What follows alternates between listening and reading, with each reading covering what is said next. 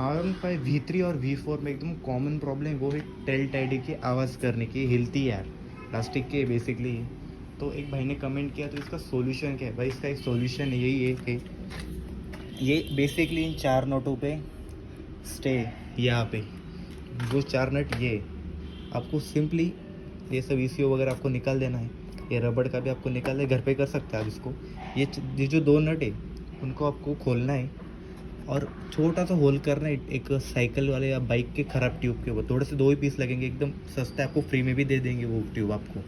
वो ट्यूब आपको यहाँ पे लगा देने हैं और इन नटों को आपको अच्छे से टाइट करना है। मैंने वो कर लिया, देखिए अब मेरी टेल टैडी बिल्कुल भी नहीं हिल रही है।